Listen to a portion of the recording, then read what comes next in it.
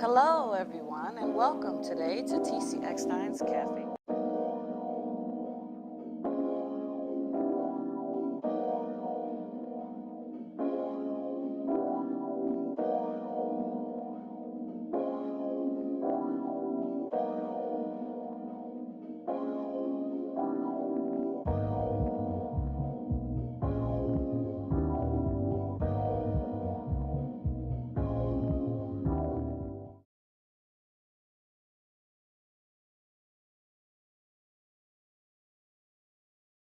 Hello, everyone, and welcome today to ECKSTEIN's Cafe TV.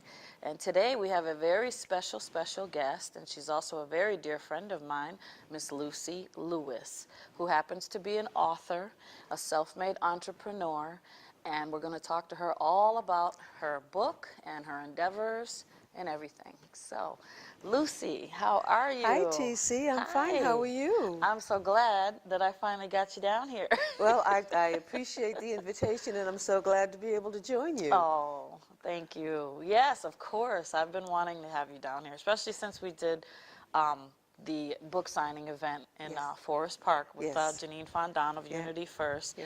And the book signing, that event was so nice. And I had brought my twin moms, and they just had a great time. It was such a pleasure to meet them. They're such a Isn't hoot. They're sweet. They're just the sweetest. It was so sweet. And that was an amazing event for me was, as well. And it was. the ladies that spoke at that event about their life experiences and So just shared who they empowering. were so empowering. Yeah. It was an honor to be able to be a part of that.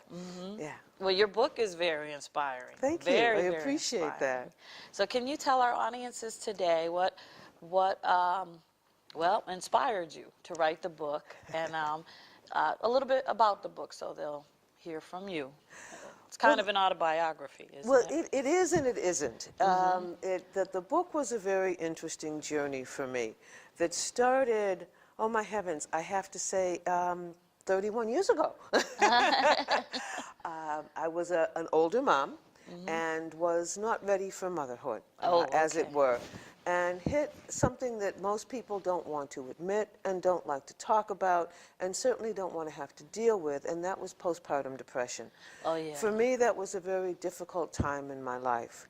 And I was struggling, and I was going to work every day because I was raised by a military sergeant that was about 4 feet tall. Actually, she was never in the military. She was only 4 feet tall, but she was very much like a military sergeant. Strict, she would have done well as a Marine if she would be a he and taller. But she was very disciplined and very structured, and she raised me to be that way as well. So as long as I knew I had a task to do, I could work my way through anything. But that didn't help me deal with the emotional stress of the postpartum depression. Yeah. So I just did what I was supposed to do, and as my mother was so famous for saying, I put my feelings in my pocket and did what was required of me to do. Yeah, that sounds like a militant parent. Yeah, she was, anyone that remembers that little mighty midget will know exactly what I'm talking about. She was a force to be reckoned with. So I just did what she instilled in me as natural, but it wasn't moving the depression forward.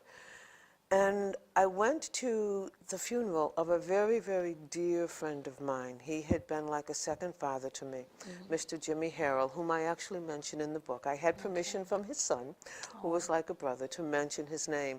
But it was at his funeral that the minister was standing at the back of the church. She's another 2-minute tall midget. And the Bible was bigger than she was, so I couldn't see her, but her voice was the most resounding thing you could hear. And from the back of the room, I heard the words, I am the resurrection of the life. And for the first time since my son was born, there was something in my heart other than a heaviness and a weight that said, I need to find that again. And I started a Bible study to find that passage, because they didn't reference where it was from. And that led to a Bible study of the I Ams of Christ. Yes. Through that Bible study, the Lord led me back to a point of peace that pulled me past the depression to a point not just of feeling whole again, but feeling faith reawaken in my life. I seem to have lost that connection and that ability to understand what that meant in my life. And I put the Bible study away. I went on with my life and felt whole and reconnected with the Father that had awakened me in the first place, and moved forward. And suddenly one day I was just moved to say that that was a story I needed to not hide anymore. Yeah, yeah. It was a story that somebody out there needed. There was somebody else out there struggling with that same loss of faith, loss of self, loss of peace, loss of place, and that overwhelming feeling that the world was just too big. Yeah. That depression that just buries your soul in an emptiness that you can't explain to anyone if you've never been in that place. And Exactly. so I started writing the book. I quietly dug out the Bible study that I had done all those years earlier. And I just said, Lord, if there's a reason for me to write this book, if there's a message to be told, then you have to show me how to write it, because I don't know how to go back and revisit that. And I felt very much That led must by have been his difficult, hand through the Bible study. And then I gave the book to a proofreader, which was literally just the Bible study and the findings and the things that I'd learned through the Bible study. And my proofreader, who happened to be my very dear cousin, said to me, she said, KK, that's what she calls me, I love the book, but you're missing. I said, what do you mean I'm missing? I said, I told my story. She says, no, you didn't. You told the Bible study. You're missing. And I said, okay, I don't know what that means, and I don't know how to answer that question, but I'll study on it. And I went to bed that night, and I said, Lord, if there's a piece of me that's missing from this book that you need other people to see so the story makes sense, then please tell me how to tell that story, because I haven't got a clue. And if anyone could do it, he can. And that's exactly, I woke up the next morning and I knew the story I had to tell. Wow. And I went back and I went back to the very beginning of the book, and I said, okay, what's missing, what's not? And that's where the autobiography piece comes in. It was the afterthought, it was second. If that was after I was scolded by my cousin that I was keeping secrets. It's always that one cousin. There's always that one cousin that'll give it to you real. She's a dear and a sweetheart, and she said, her words stayed in my mind, you're hiding you. And as I began doing this and felt led to unhide me so that enough of who I was and what I felt that made the book make sense came out. And it came together. And when I gave it back to her to proofread again, she said, there you are. So I guess I told enough of my story for her to make sense. So basically, the book is a blend of how I fought through the depression, who I was that allowed me to fall into the depression. And I was raised in the church. My mother was a PK. Her father had been the minister at Bethel. And so I was very much raised in the church. But it's amazing how being raised in the church and hearing the Bible stories and knowing the message of the gospel sits here or here, but it's life that puts it here. Right. And aging, and not saying gotta be old, but it takes wisdom, maturity. Yes, and, most definitely. And I had spent so much of my life living the tasks and not living the experience that it just took longer for that maturity and wisdom to break through that shell of do the work, put your feelings in your pocket. And it was that Bible study, and it was the years of then learning to grow past who I was to be who my son needed me to be.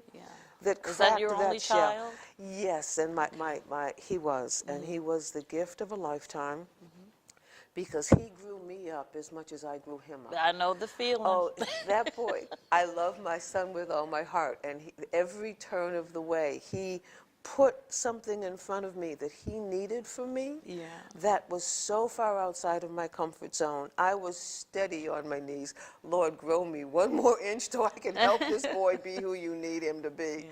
But it was that process. And ironically, it was this Bible study that gave me the foundation of faith that let me know I could be the mom he needed to be, Yeah. that let me know I could grow that one extra step That's to so be who amazing. he needed.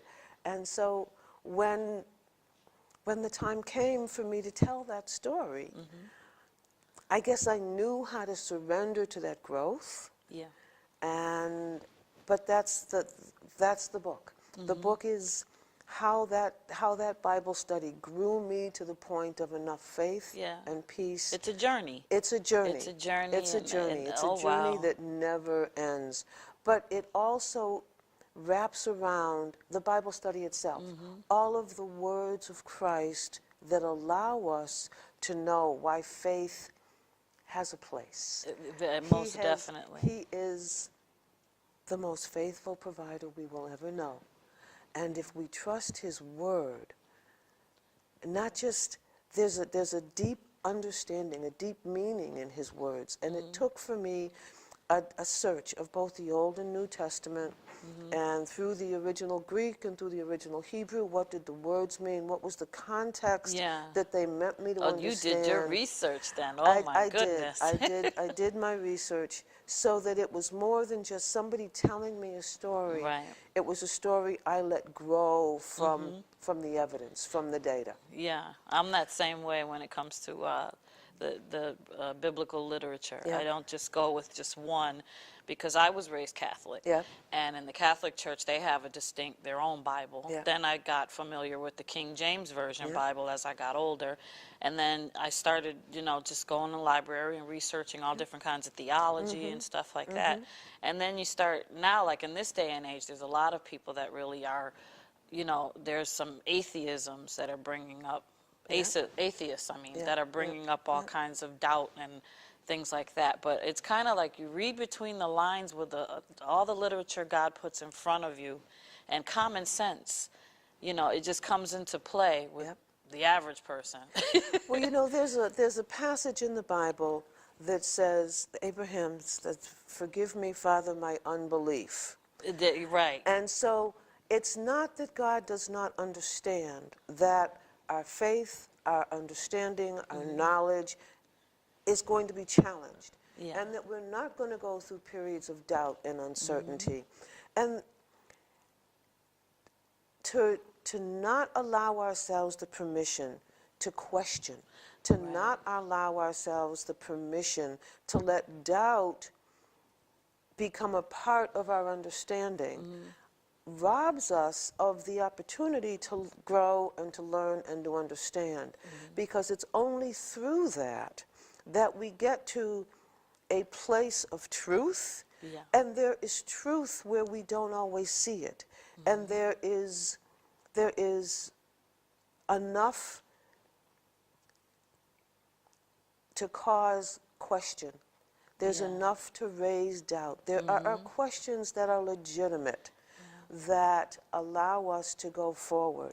It's funny you bring that up, because I did a lecture on one of my TV show spin-offs online. I have 4 TV shows altogether, aside from this being the main channel. And one of them is called Coffee with God, Spoken Affirmations. And I did a lecture on doubting. And I found in a lot of the literature I gathered up before I prepared the sermon that it says, the Bible says, and God tells us, he doesn't have a problem with you doubting. No. It's okay to doubt. It's okay to have questions. What's not okay is bad-mouthing and just completely just being obstinate and not even keeping yourself open and allowing your faith to explore. Right. But no, it's not a sin to doubt. No. The sin lies in you just, blatantly being... It's the rejection. Right. It's not the doubting, because there is no rejection in doubt. Yeah, because it's educational. If you're doubting and you have right. questions, that shows that you're genuine interest and you have the wisdom there. Yeah. So it's okay to doubt. My question, well, not really a question for you, but the subject in itself, it used to be so taboo of discussing postpartum depression. and the time I was growing up. I'm sure, and then when you were growing up also, it was unheard of. It was an unheard of thing. it just was like a sinful thing. If you rejected your child in any kind of way when you gave birth, people treated you like you were just a horrible mother, and you know, they should take your child away. And during my lifetime, when I had my kids, I never had that feeling. But I did experience that with other family members and other friends in my life, that when they had their children, and I was in their life, I was there when 2 of their children were born. I'm talking about 3 people in particular that had kids. I witnessed them literally not want to see the baby when it was born, not want to touch the infant. Well, Things like that. But it used to baffle me, but now, because, you know, I went to Stick and I got my associates in nursing. So over the years and working in pediatrics and stuff and learning the literature, that it became new literature, relearning all about that stuff, then, you know, I became more able to understand it. And I can never say I understand it totally because I didn't live in those shoes. But it is a very real, significant, serious form of depression that is there today. Postpartum presents in various ways. And there are some women who experience postpartum depression who may find difficulty engaging with the child. That particular aspect was not one that I felt. For me, postpartum was more a question of self-doubt and the inability to trust that I was Capable mother or, enough, that I was able to actually do what my son needed to do. It was a constant feeling of fear, panic, anxiety, and being unequal to the task. Yeah, and That it is was a heavy just task. totally overwhelming for me. When you first hold that child and you get that child home, and as you're raising that child, you're wondering constantly, am I doing this right? Am I doing You know, this and right? so that is very understandable. We have anxiety on an everyday, daily basis over little things like, you know, housekeeping or grooming ourselves, let alone taking care of a whole nother new life and being completely responsible for it. So yeah, it's It can be completely overwhelming. understandable. And part of the problem, I think, one of the hardest things is to say out loud to, as a woman, is that I was not a natural born mother. Some women are born and they're just, they long to be a mother, they're excellent at motherhood, and it just comes to them as easy as picking up this cup. Yeah. And as women, we hold each other accountable to that standard. That's what we were supposed to be. Which is unfair. And so we're cruel to one another. As I was going through those challenges and I tried to reach out to friends and talk about, hey, you know, this is really some scary stuff. It was like there was something wrong with me. Yeah. Because motherhood was not natural for me. Yeah, it was supposed to just it be. It was a job for me. It was one I had to grow into. Yeah. And it was their criticism of that only deepened the depression. It only deepened that sense of unworth and unworthiness that made it so hard. And I think no matter how postpartum presents in any woman, as women, we have a responsibility to be more supportive, more understanding, more caring, and tender in our language to one another. Thank you, yeah. Because that criticism that there was something wrong with me, at a time when there was something wrong with me, just made it harder. And, you know, celebrities have come out and said, with their announcement about the issues of postpartum and their struggles with postpartum, and it's because the celebrities are now talking about it, that it's now publicly okay to say that postpartum happens. Right. But if you're not a celebrity, if you're not a big name, if you're not someone that can rally the resources to suddenly magically give you all the support you need to get through this, there are women that are still struggling with this on their own. And I think that we need to understand average, everyday people struggle sometimes with things that we don't understand. Right. And anxiety is a reality for a lot of people that they face every day. Not just in terms of motherhood or something like that, but it's a genuine issue. Yes, it that we is. tend And it to leads be, to depression, or it it's like exactly it does. coexists. And I can recall, I don't know if I could call this postpartum depression, but I could recall in raising my son when it was just me and him, because my kids are 9 years apart. I have a son and a daughter. And in raising my son, I remember when he was like around 7, 8, 9, my mom was always criticizing everything I did with him. And, you know, he would run up to her and, Mommy did this, Mom did that, telling on me to my mom. And then she'd reprimand me in front of him. And I'm going, what are you doing? This is my child, you know? So I went through that kind of thing that it kind of gave me anxiety when Mom came around. It was always going to be, here comes Mom trying to tell me how to do things right. And that led me into a somewhat mild depressive state. So, you know, that used to bother me a lot because I was a single parent raising my kids.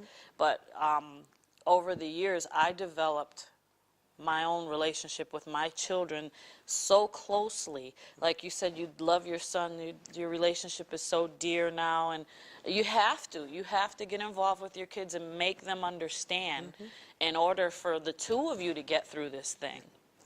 And I think that, you know, that you wrote the book, that's a marvelous thing. It's a marvelous thing, and it's going to be great for so many women out there that need this. And what I was going to say, the cover, show them. That's the book there. It's called I Am. Actually, the cover is an amazing story in and of itself, and I have to give kudos to my dear, dear friend that everybody knows and loves, dear Gina Beavers. Okay, I know Gina. Hi, Gina is an artist extraordinaire, and she did the cover. Oh, okay. She did the cover for me. She's from the community music school. She's from the community music school. And she's an artist. She's done some of the fire things or whatever they are, electrical things out there, but she's an amazing artist. Oh, you mean those things outside in Springfield, like the sneakers and things out there? Yeah, the electrical boxes that are being painted. Oh, I think. okay. Yeah, I saw her doing one of those on Facebook. But Janine Fondin suggested that I work with Gina to work on the cover, and she came by and she sat in my house, and I showed her the picture that I had in my mind that I wanted to emulate, and told her the story, and she said, we're going to have coffee at Janine's house. And so we went over to Janine's, and Janine and I talking just like you and I are talking. Janine is so easy to talk to. That's my girl. Everybody here knows that's my girl. And so as we were talking, Gina's doodling, and life is good, and we're having a wonderful conversation over tea. And all of a sudden, after tea, she hands me this napkin. And it's got this. And I looked at it, and I said, how did you know? Wow. And she said, I just listened to your words. I didn't listen to what you envisioned. I listened to your words, and I listened to your heart. And this is what I saw. And that's something. And that became the cover. And it's amazing how she was able to capture that feeling of brokenness that I felt at the time, in my life, but how also she was able to recognize. When I see it, it's like, you know. That's right. There's the standing up of the hand holding the broken heart is what through Christ's love I learned to do. So it represents both the broken heart that he healed and the fact that he is ever present, holding it up too is like the resurrection. It's resurrecting a broken heart. I love it. And so I just have to, every time I talk about the book, I have to give a shout out to Gina because she just did. Gina Beavers, great job. She just did such a wonderful job. But that's the story, and that's how it came to be. And that's awesome. My purpose in the book is that others that are struggling to understand that emptiness, that loneliness, that fear, that anxiety in themselves can accept and embrace that's a part of life. And it's all right to go through it, and it's all right that you feel that way, and that there is a tomorrow. There is an after that comes behind those feelings if you give yourself permission not to just feel them, but to feel through them and to find a resource that's going to allow you to heal. I love that your resource is the Lord, because my resource was the that's Lord. the way. You learn, when you learn about God and what He can do for you, anything you need healing in, He can do. And you'll find that. And that's why I particularly love this, because you're focusing on an issue that, you know, in the scientific world today, they treat it with medicine, they treat it with this and this and that. But you know what? And I'm not against being treated with medications. No, But they in have their place. conjunction together with the Lord, Yeah. and then you can manage it and your life become manageable where you get to the point where you don't need medication if you were given medication. But you get your direction like you did with the Lord. Yep. And I mean, it's just, it's great. And I'm going to get some, I don't know offhand, unless you know offhand, any support networks people can find or what they could Google up to look up anything about postpartum depression or I anything. know that the organization Mother Women is Okay. the one that I am familiar with. They have, is it Amherst or South Hadley's out there on Route 9? They have an office. That's the only one that I'm directly familiar with. Okay. They came into being well after I went through what I went through. Yeah. They've been around for many years, but not in the time that I was going through my issues. It's hard to believe, but 30 years ago, those words, postpartum depression, were just not uttered. They sure weren't. Yeah. There was no place I to mean, go. I'm 50, but I still know that word. When I first heard it, everyone was saying when it came out, Yeah. it's just like when you hear today these different illnesses people mention. People go, oh, now they got an illness for this, and they got an illness for that. It's like when you heard about PMS. A lot of people think PMS is a load of garbage. I got news for you. PMS is real. It's very real. And the women in my family, we tend to have very difficult menstrual cycles. And I'm glad I reached the point where I don't have to deal with it anymore. Thank goodness to age. But most of the women in my family have had hysterectomies by the time before they hit 30. Wow. So I fought like the Dickens not to have that happen. I was like, they offered it to me too, and I said, nope, nope, I'll just deal with the pain. And I mean, the pains were very bad, and it gave you, you know, the mood swings, and then the depression up and down, yo-yoing, and then just not feeling good. It was horrible. There were times where my son had to literally pull me out of the tub or put me in. They were very bad, and I just refused the hysterectomy. And then there were times where I should have just got the hysterectomy. But I know the other women in my family, when they got that, then they needed their ovaries for the estrogen, because you need that hormonal balance too. So it's very real when you hear stuff like PMS or postpartum depression. Anything going on with women, it's not just a women thing. We have hormone imbalances in our bodies, and men do too. And it also has to do with, what is that? They say your serotonin levels are down when you have depression.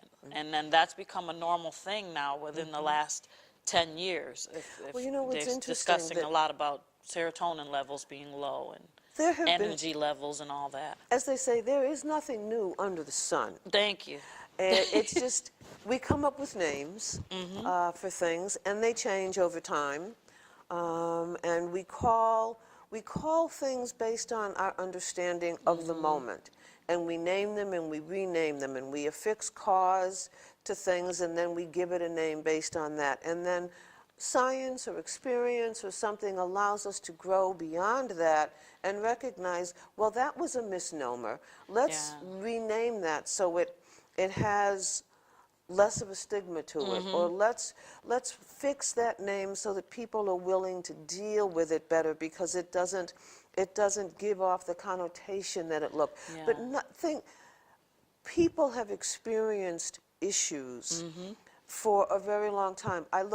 I'm very much into genealogy, and I'm always looking at death certificates from long ago. And sometimes you have to, I'll call my husband in the room, I say, what is that?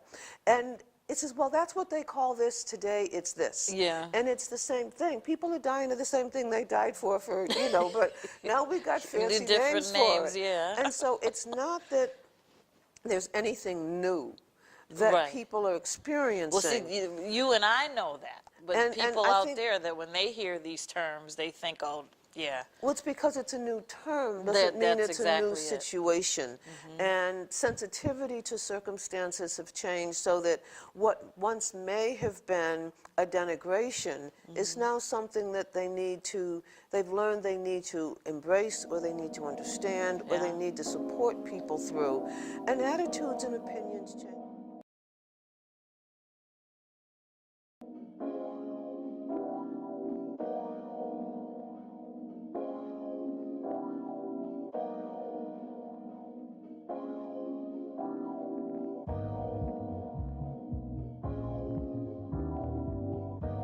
This one in coming up. October, it's going to be, let me get this name right because I mess it up all the time. It's the New England chapter of the National Multi-Ethnicity in Communications Network. Okay. I'm glad you know more because I Yeah, saw the it's flyer quick and I registered. yeah, But and that's a very impressive organization. They have a yes. website as well, and they're coming to open up doors for people. So I Yeah. strongly recommend, particularly if you're looking for a career in that kind of communications-based background, then that would be an event.